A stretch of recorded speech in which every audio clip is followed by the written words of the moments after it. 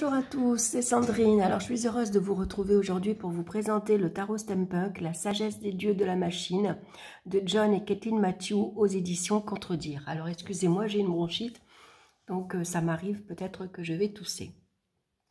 Alors, ce jeu-là, je vous le présente parce que dans la précédente vidéo, je vous ai présenté celui-ci, le Steampunk le Normand de Barbara Moore.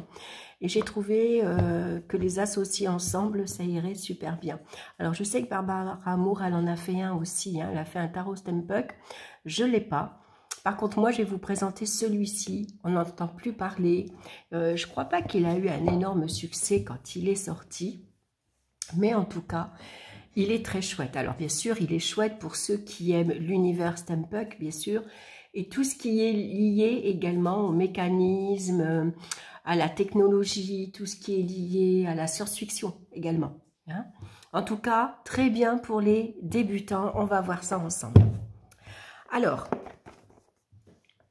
dans l'univers alternatif Steampunk, les machines à vapeur font tourner les submersibles, les fusées et les bateaux à travers le monde, tandis que les dirigeables gonflés à l'hélium font office de moyens de transport.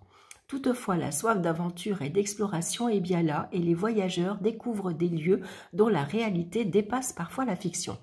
Dans cette nouvelle ère spirituelle se livre un combat pour retrouver l'équilibre et l'harmonie entre l'essor technologique et la préservation de l'environnement.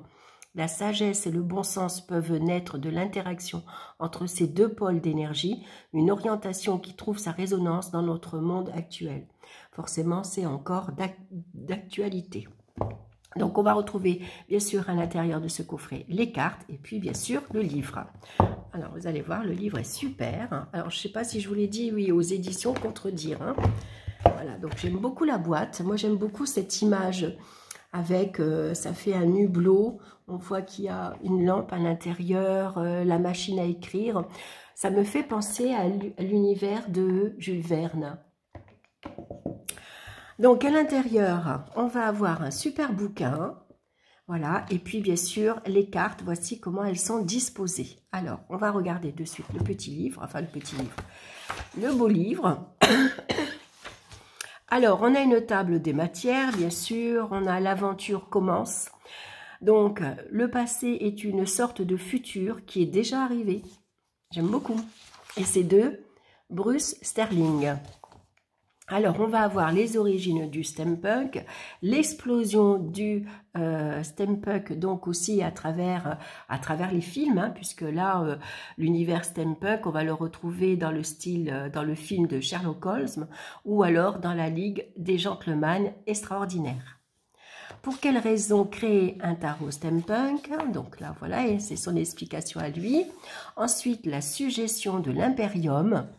Ces illustres étrangers descendirent en ce monde de choses existantes afin de les mettre à l'épreuve. Hermès Trismégiste. Donc, il existe de nombreuses formes de réalité.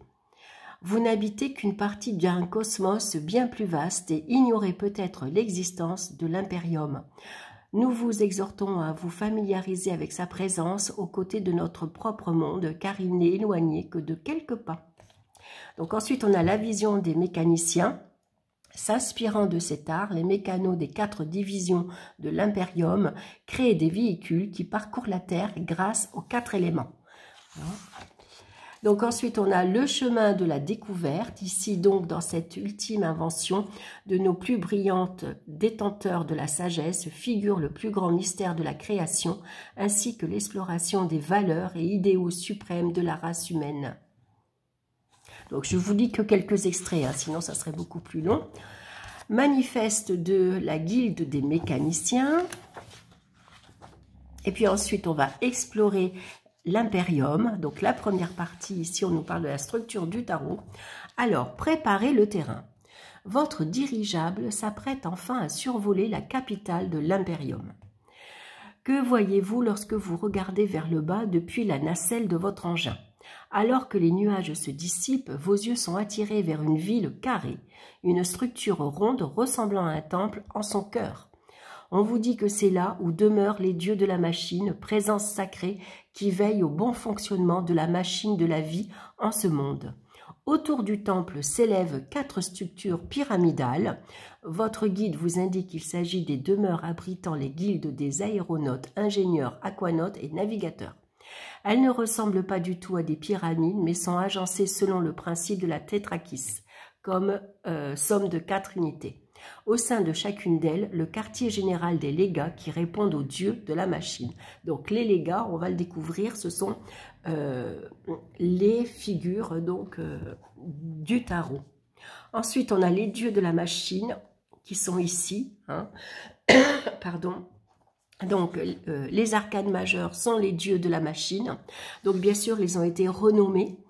Donc, le fou, il va s'appeler l'apprenti, le magicien, le battleur, le technomancien, la grande prêtresse ou la papesse, l'aviatrice.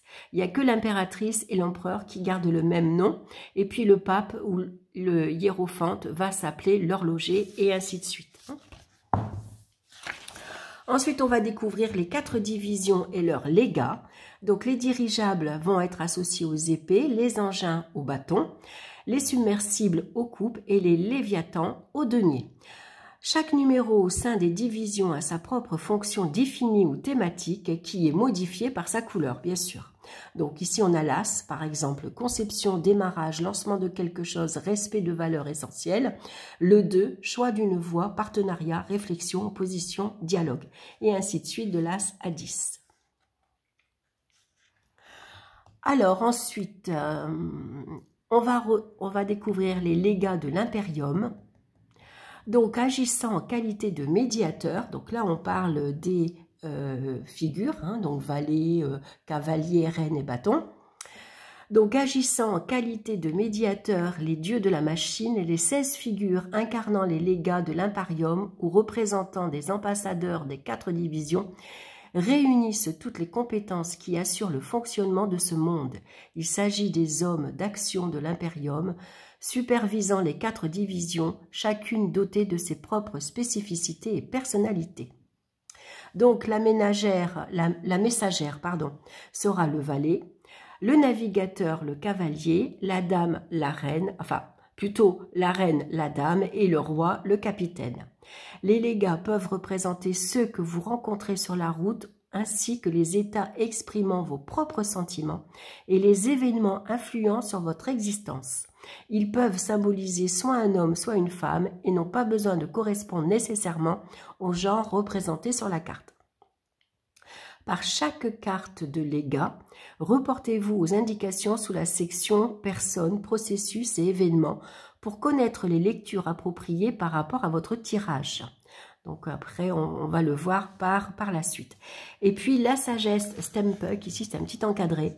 Donc chacune des 78 cartes est porteuse de sa propre sagesse de Stempuck. Elle propose une ou plusieurs questions visant à débloquer des situations en apparence inexplicables. Il s'agit de votre découverte personnelle unique qui vous aidera à révéler les significations par rapport à votre situation particulière, votre demande prenant vie grâce à la réponse donnée par votre clairvoyant oracle personnel. Donc à chaque fois, on va retrouver quelques questions justement qui va nous aider, justement pour aller, pour nous faire un développement personnel. Hein. Alors, le langage de la machine. Ensuite, alors les dieux de la machine vous proposent 3 aspects. On a la porte d'accès aux opportunités avec, par exemple, quel cadeau cette carte m'offre-t-elle maintenant? On a le changement de vitesse, quels sont les changements concernés? Et puis, le blocage à éliminer, quels sont les facteurs d'enlisement ou de blocage? Ça, c'est un exemple de question. Donc là, c'est les 3 aspects qu'on va retrouver donc, pour les arcanes majeures. Ensuite, les divisions, cartes numérotées de l'As à 10, offrent 3 moyens pour vous aider à trouver votre chemin à travers un tirage. Donc, on va retrouver le style de vie personnel, par exemple, quel est le ressort de ma propre motivation. On va retrouver ensuite l'interaction, qu'est-ce que je donne ou reçois actuellement dans le cadre de mes relations avec les personnes. Et l'impact, bien sûr, comment les événements touchent-ils les autres. Donc, il y a d'autres questions que, bon, je ne vous lis pas tout. Et puis, il y a les légats. Donc, les messagères, les navigateurs, les dames et les capitaines de chaque division ne représentent pas toujours des personnes et de ce fait offrent 3 lectures différentes. Donc, les personnes, bien sûr, hein, qui est cette personne dans ma vie? Elle peut représenter les processus, quelle action ou attitude est révélée, et elle peut représenter les événements, comment se manifestent-ils. Donc moi j'aime énormément parce qu'il n'y a pas beaucoup de livres de tarot où on nous indique comment interpréter les cartes de la cour. Au départ, quand on commence avec le tarot, c'est très difficile. On ne sait pas si c'est une personne dans notre vie, si c'est nous-mêmes, par exemple, si on doit prendre les qualités du personnage de la cour. Alors que là, je trouve que c'est vraiment très bien expliqué. Donc on retrouve ici les cours des 4 divisions avec une roue. Hein. Donc la cour de la carte du cosmos, ici c'est la division des Léviathans, donc par rapport à la Terre. Hein. Donc on retrouve ici la forme de pyramide Tétrakis, hein, avec les cartes et les cartes qui lui correspondent. On va avoir la même chose pour l'élément air, la cour de la tête de bronze. La même chose pour l'élément feu, la cour de l'ingénieur. Et pareil pour l'eau, la cour de la jauge spirituelle. Donc, bien sûr, on va mettre, donc c'est les 4 cartes de la cour. Et puis, donc ça correspond donc à l'élément eau. Et puis ici, les cartes qu'on va positionner en forme de tétrakis et les cartes donc qui correspondent. Donc les lois de l'impérium, 4 régulateurs de l'impérium règnent sur 4 cours différentes, à l'instar des 4 saisons de l'année qui se succèdent. Donc la cour de l'ingénieur traite des questions suivantes, la souveraineté, le courage, l'organisation, la créativité, le feu et la santé spirituelle. La cour de la jauge spirituelle règle les questions dans les domaines suivants, le dévouement, l'harmonie, les relations, l'amour, l'eau et la santé émotionnelle. La cour de la tête de bronze statue par rapport au sujet suivant, la discrimination, l'honneur, l'intégrité, les luttes, les changements, l'air et la santé mentale. Et puis la cour de la carte du cosmos donc couvre les aspects suivants, la sagesse, l'application, les moyens, les ressources, le travail, la terre et la santé physique, hein, avec bien sûr les cartes qui lui correspondent. On va retrouver également des opposés complémentaires. Donc par exemple la carte de l'apprenti et le technomancien, donc par exemple le fou et le battleur. Noviciat, maîtrise le principe. L'opposé complémentaire, donc par exemple l'aviatrice qui est la grande prêtresse avec la carte de la comète qui est l'étoile. Ces 2 cartes ici sont complémentaires parce qu'elles, leur principe à toutes les deux, c'est le chemin spirituel et le destin. Idem pour l'impératrice et le voyage dans la lune, créativité, imagination. Vous voyez, moi je trouve cette partie-là super intéressante, hein. Donc ensuite, on va retrouver les 7 étapes d'initiation de l'apprenti. Hein. Donc là, c'est le fou qui doit passer par plusieurs étapes. Hein. Donc là, ça vous est très bien expliqué. Donc les étapes, bien sûr, par rapport au jeu. Ensuite, la deuxième partie, c'est le récit des aventures. On va trouver donc la signification des cartes. Et là, on découvre donc les dieux de la machine, puisque c'est les 22 arcanes majeurs. Donc, on commence par la carte numéro 0. On a le titre, l'apprenti. Une représentation de la carte, c'est dommage, en noir et blanc. Donc, j'ai oublié de le préciser, le jeu est en français. Hein. Donc là, on a bien sûr la signification de la carte. Hein. L'apprenti est attiré au cœur des mondes de l'impérium par son enthousiasme d'aller jusqu'au bout de ses rêves. Donc ensuite, on va retrouver la porte d'accès aux opportunités, c'est sa signification avec le petit triangle, la pointe en haut, ça sera donc la signification à l'endroit. Il vous est offert la chance de vivre différentes expériences. Hein. Voilà, je vous lis une petite phrase. Si vous avez le triangle ici à l'envers, donc l'interprétation sera la carte à l'envers. La naïveté vous conduit dans des zones dangereuses, par exemple. Et puis ensuite, on va retrouver donc, comme ici c'est expliqué, hein, on a 3 façons de lire les cartes. Hein. On va retrouver la porte d'accès des opportunités, le changement de vitesse et le blocage à éliminer. Hein. Donc on va retrouver bien sûr à chaque fois ces 3 aspects pour chaque carte. Donc là c'est la porte d'accès aux opportunités. On va avoir la même chose dans le changement de vitesse avec l'interprétation de la carte à l'endroit et à l'envers. Et pareil pour l'aspect de blocage à éliminer, l'interprétation de la carte à l'endroit ou à l'envers. Donc là, on a un tirage ici pour son développement personnel. Donc un tirage à 4 cartes. Donc la carte 1, qu'offre cette aventure? En quoi puis-je avoir confiance? Qu'est-ce que je risque? Où conduit la vision? Voilà. Et puis on retrouve ici en bas du livre la sagesse de Stempuck. N'ayez pas peur de faire des erreurs, car là se situe le terreau où croît l'expérience. Quelles possibilités se présentent actuellement à vous sur votre chemin? Donc, vous voyez, moi, ce qui est intéressant dans ce livre-là, vous pouvez prendre au départ les 22 arcanes majeurs pour bien les apprendre. Vous tirez une carte par jour, par exemple. Hein. Et puis, alors, si vous avez le temps, ben, vous faites aussi un journal de tarot que vous pouvez décorer comme vous avez envie. Et puis, vous allez reproduire ici ce tirage et vous allez le faire. Hein. Sinon, vous pouvez répondre simplement à cette question-ci. Quelles possibilités se présentent actuellement à vous sur votre chemin? Voilà, hein, on part avec la carte du fou.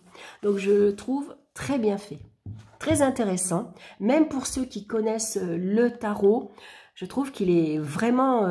ça permet d'en apprendre encore davantage, d'aller plus en profondeur dans le tarot. Et puis, surtout, il y a des questions qu'on ne pense pas toujours. Donc là, c'est des tirages assez faciles et... c'est des questions assez pertinentes également. Donc, on va retrouver la même chose pour le technomancien qui correspond donc au battleur. Hein. On retrouve la carte, le numéro 1, le nom de la carte. Donc, ici, ce que représente le battleur, hein, son symbole.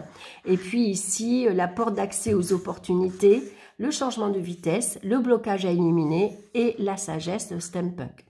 Donc, par exemple, ici, pour le technomancien, donc qui correspond au battleur, la magie de la vie scintille au creux de vos mains. Comment prenez-vous l'initiative? Vous voyez, c'est intéressant ça. Voilà, et donc on va avoir un autre tirage en 4 cartes. Donc, quelle est mon intention? Que dois-je décider, planifier? Comment mes compétences peuvent-elles être mises en pratique? J'y arriverai. Et puis, quelle magie donne vie aux choses? Et on va retrouver ça, bien sûr, pour tous les arcanes majeurs. Vous voyez, à chaque fois, on va avoir, bien sûr, les emplacements de tirages différents, mais toujours super intéressants. Et puis, bien sûr, en lien avec la carte. Hein. Les questions sont en lien avec, bien sûr, la signification de la carte. Donc maintenant, on va passer aux 4 divisions. Hein, et on commence avec la division des dirigeables qui correspond aux épées. Hein. Donc, on a ici l'as des dirigeables. Donc, on va avoir la représentation de la carte en noir et blanc, donc la signification de la carte. Et puis là, on va retrouver donc les 3 aspects différents également. Le mode de vie personnel, l'interaction et l'impact. Et on retrouve toujours la petite phrase de la sagesse de Stempuck. Donc, idem pour le 2 des dirigeables, hein, ainsi de suite. Ensuite, on passe aux engins, hein, qui correspondent au bâton. On va avoir la même chose pour les submersibles qui correspondent aux coupes. Vous voyez, à chaque fois. Alors là, on n'a pas d'exemple on n'a pas de présentation de tirage, hein, plutôt, il n'y a pas d'exemple. On va retrouver d'autres tirages à la fin du livre. Alors ça, je trouve ça génial, hein, parce que c'est vraiment intéressant. C'est d'autres tirages tout à fait différents. Hein.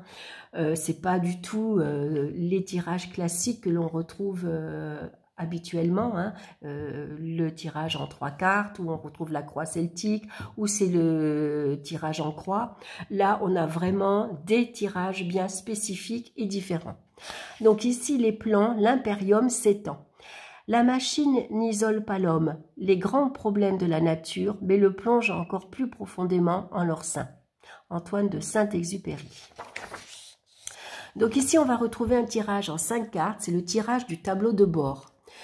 Est une façon simple d'obtenir les coordonnées générales associées à votre problème.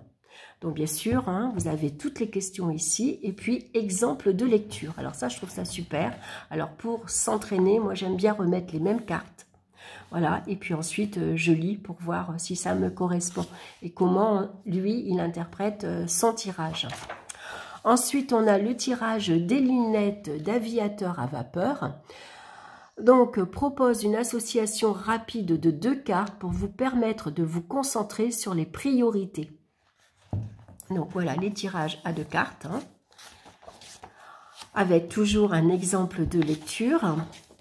Ensuite, on va avoir un autre tirage ici, c'est le tirage des clés de la sagesse. Donc, dans ce tirage, vous trouverez les 4 clés de la sagesse qui vous aideront à dévoiler les opportunités de l'année à venir. Il est à faire idéalement au Nouvel An. Voilà, donc avec toujours l'exemple de lecture. Ensuite, on va retrouver le tirage de la carte du cosmos. Peut être utilisé pour révéler les plans de votre vie à tout moment. Voilà, donc ici, ça sera un tirage à 9 cartes, comme c'est expliqué ici. Et puis, voilà, vous avez un autre exemple de lecture avec les cartes positionnées. Donc, je le trouve super. Voilà, et travailler au sein de l'Imperium. Ici, donc les lunettes télescopiques, des bateaux et des voiles et des voiliers adaptés à l'air du ciel devront être façonnés. Alors il y aura aussi des personnes qui ne reculeront pas devant l'immensité de l'espace. C'est de Johann Kepler. Lettre à Galilée en 1609. Alors, destin, destinée, libre arbitre. Nous sommes gouvernés par la nature à part égale, par le destin de façon différente et par notre libre arbitre, chacun selon son bon plaisir. Bardézane, gnostique, syrien. Alors, un tirage de tarot n'est pas une prophétie qui s'accomplit. De nombreux commentateurs avisés du tarot, lecteurs et écrivains vous invitent à le considérer simplement comme une vision entreperçue à travers la lunette télescopique de votre longue vue, voire comme la photographie d'un seul moment. Alors, donc on a ici, on va retrouver la définition du destin, de la destinée et du libre arbitre. Et puis, interprétation des cartes, indications utiles. Donc, premier impact visuel des images représentées sur la carte, bien sûr, hein, c'est important de bien les regarder. Signification écrite et suggérée de chaque carte individuelle. Position de la carte dans un tirage. Multiples groupes de cartes portant le même nombre. Voilà, et puis ainsi de suite. Hein. Donc, si vous êtes apprenti, toutes ces informations seront suffisantes pour attirer votre attention. Cependant, sachez qu'il n'existe pas de bonne façon de lire et d'interpréter le tarot. Plus vous vous exercerez, plus vous comprendrez le rôle prépondérant que joue l'intuition en matière de lecture. Et ça, c'est vrai. Vous le verrez au fur et à mesure que vous allez travailler avec le tarot, vous allez automatiquement développer votre intuition. Donc, naviguez avec les questions en guise de coordonnées. La façon dont vous formulez la question concernant votre problème permet à la machine de vous répondre. Soyez attentif au point suivant. Donc, les questions fermées, hein, par oui ou par non. Lorsque le problème implique une autre personne, essayez de formuler la question de sorte que vos besoins et problèmes soient mis en évidence plutôt que ceux de votre protagoniste. Et puis, lorsque vous posez une question induisant une réponse positive plutôt que négative, vous augmentez vos chances de succès. Aussi, au lieu de demander, voilà, donc vous avez d'autres exemples. Ensuite, comment manipuler ces cartes et puis comment lire les cartes à l'envers également. Hein. Accentuer et affiner la signification des cartes. Lecture pour vous-même et les autres. Discerner le chemin s'ouvrant devant soi. On a d'autres questions également ici. Donc, quelle est votre impression instinctive ou votre évaluation de la situation, même inhabituelle? Votre plan est-il dangereux pour vous ou les autres? Votre ligne de conduite vous fait-elle sentir plus ou moins connecté avec votre centre de gravité? Donc ça, c'est des questions de la sagesse steampunk. Voilà, et ensuite on va retrouver les sources, les créateurs, hein, et puis des remerciements. Donc je trouve que le livre est très complet, il est très bien, très intéressant. Donc très bien pour les débutants, mais très bien aussi pour ceux qui connaissent déjà le tarot. Ça vous permet de découvrir un autre univers, et puis surtout, on va aller un peu plus en profondeur, je trouve, avec ce tarot-ci. Donc on va regarder maintenant les cartes. Alors, il n'y a pas de petits rubans, hein. Voilà, c'est simplement, je vais les retourner. Voilà, donc c'est des cartes classiques en carton, pas trop fines, pas trop épaisses non plus. Voici le dos des cartes. Bon, c'est pas super pour un stamp-book, je trouve. Et puis, on va regarder maintenant l'univers qu'on va retrouver. Alors, ici, qu'est-ce qu'on a? Ah, alors attendez, pourquoi elles sont mélangées? Alors, c'est pas cela, je voulais regarder. Ah, voilà. On va commencer par celles-ci. Donc, elles sont mates, hein, elles ne sont pas brillantes. Vous avez un tour blanc que vous pouvez découper si vous voulez. Hein.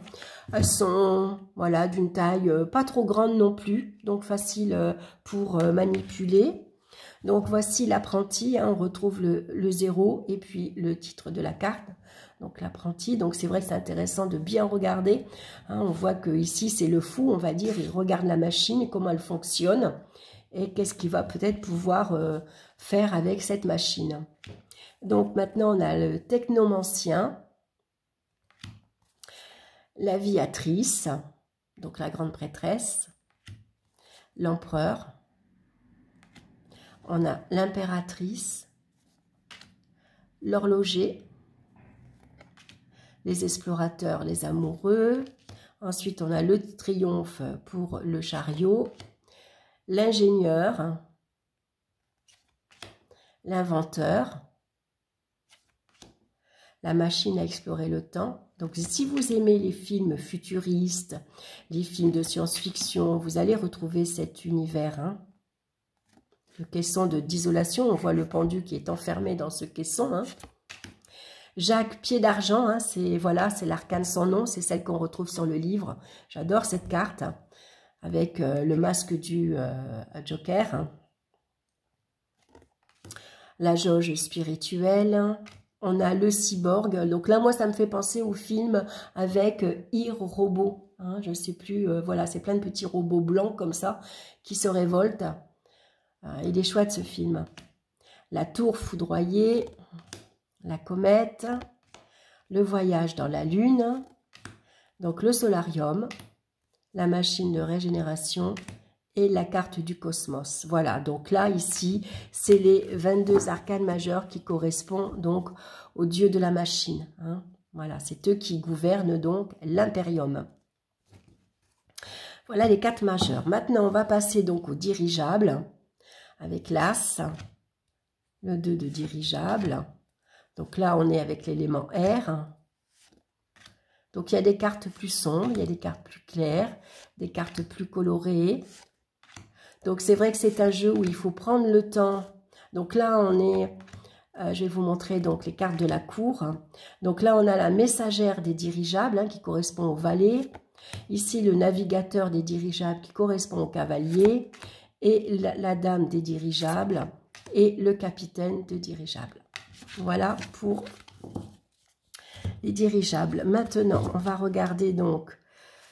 Ah ben là, elles sont un peu à l'envers. Donc là, on commence par le capitaine des engins, la dame des engins, le navigateur des engins. Là, je crois qu'on est dans les bâtons, la messagère des engins, sur son scooter, le 10 d'engins, hein, cette carte sombre,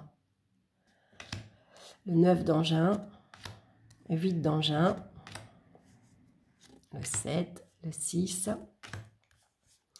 on a le 5, on a le 4, le 3, le 2. Donc moi je trouve que c'est un jeu super intéressant à découvrir. Ensuite on passe donc au submersible. Donc là on est dans l'élément eau bien sûr, hein, avec les sous-marins, le capitaine et la dame, le navigateur, la messagère, le 10, c'est pilote, le 9, le 8. Donc bien sûr, pour bien comment dire,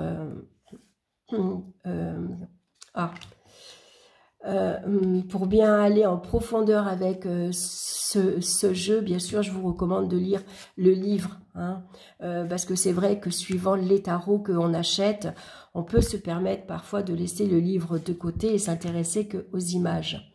Alors que là, on est vraiment dans un univers particulier, donc c'est bien de lire l'histoire, en fait, pour savoir où vous êtes, hein. Donc, le capitaine des Léviathans. Voilà, moi j'aime beaucoup, je le trouve très intéressant. Alors oui, si vous voulez, vous pouvez découper le bord blanc, hein, si vous gêne. Alors peut-être pas le nom en dessous, parce que pour les reconnaître au départ, ça va être difficile. Puis ça va pas beaucoup gêner derrière non plus, parce que bon, c'est pas un dos super joli, quoi, hein. Voilà, mais en tout cas, j'aime beaucoup, j'ai trouvé ça intéressant. D'ailleurs, au départ, je pensais avoir commandé le tarot steampunk de Barbara Moore. Et puis finalement, ben, j'ai eu une agréable surprise parce que je ne le connaissais pas. Et vraiment, j'ai pris plaisir à le découvrir. Voilà, donc un tarot vraiment bien, vraiment chouette. Et puis voilà, après on va travailler énormément en soi, hein, avec tous ces tirages qu'ils nous proposent. Je trouve que c'est un travail fabuleux qu'ils ont fait dans son livre, hein. Vraiment, c'est très très très bien fait, hein. Voilà, on va retrouver donc toutes les cartes sous des... Voilà, on va pouvoir les interpréter différemment. C'est vraiment... il y a eu beaucoup de recherches, beaucoup de travail. Et vraiment, je le recommande parce que vraiment, il est chouette. Alors, bien sûr, après, il faut que les illustrations, elles plaisent, hein, ce qui n'est pas toujours évident. Donc, moi, je vais l'associer avec celui-ci, qui est beaucoup plus joli, bien sûr, au niveau des illustrations. Enfin, surtout le dos, hein. Le dos, il est magnifique, hein, il n'y a pas de comparaison à avoir. Mais vous voyez ici, on a le cercueil, voilà, avec les cartes, parce que moi j'aime bien mélanger un Lenormand avec un tarot, n'importe quel tarot, n'importe quel Lenormand. Essayez de associer quelques cartes, vous verrez, je trouve que ça parle pas mal entre eux, je trouve, même s'ils ont une structure différente, c'est deux jeux qui sont complémentaires, je trouve. Voilà, puis vous voyez, quand c'est étalé, bah, ça fait vraiment joli. Voilà, j'espère que cette présentation vous aura plu. Alors, excusez-moi si j'ai bafouillé un petit peu, parce que bon, quand on a une bronchite, c'est pas... J'ai la gorge énormément irritée, les poumons aussi. Je suis pas en super forme non plus. Mais voilà, je tenais absolument à faire cette présentation parce que j'y tenais. Voilà, c'est un jeu qui me plaît énormément, donc j'avais hâte de vous le faire découvrir. Voilà, écoutez, je vous embrasse tous bien fort et puis bien sûr, on se retrouve pour une prochaine vidéo. Bye bye!